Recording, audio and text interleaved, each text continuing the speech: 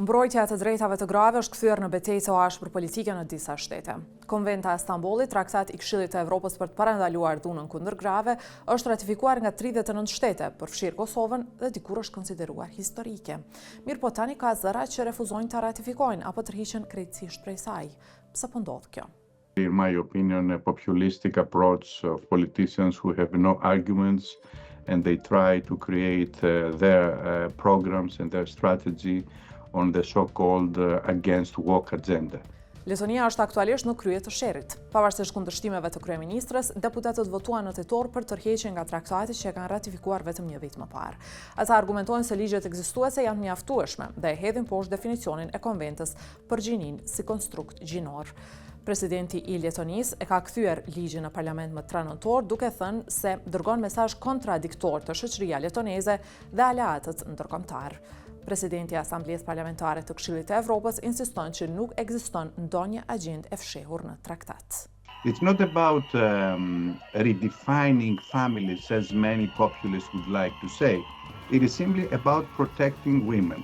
And women and girls as well from violence. Ekspertët thonë se situata në Letoni dhe vende tjera është nxitur nga dezinformatat. How the convention will make people change genders, the convention will force the state to take your children away if you don't allow them to change genders in kindergarten.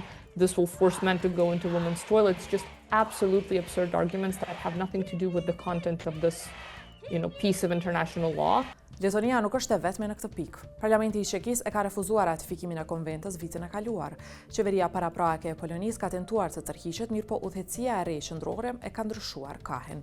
Raspulos thotë se e gjithë kjo ka të bëjë me një lëvizje globale kundër të drejtave të grave. And it is fueled by far right and unfortunately extremist religious groups, sometimes by foreign powers. I said that I cannot prove it, but we have seen a lot of efforts against countries like Romania or Moldova recently. Letonia është shteti i parë i BE-s që mund të largohet nga konventa, por jo i pari në përgjithësi. Më 2021, në 10 vjetorin e nënshkrimit, edhe Turqia është larguar nga traktati me pretendimin se konventa është në kundërshtim me vlerat familjare. Dhe çfarë ndodhi më pas? All evidence from Turkey show that the violence and femicide went up, unfortunately. I truly hope that Latvia reconsiders before women's safety pays the price. 1 në 3 gra në Bashkimin Evropian përballet me dhunë. Situatë më e mirë nuk është as në vendet e Ballkanit Perëndimor. Për to, Konventa e Stambollit nuk ka të bëjë me politikën, por me mbrojtjen.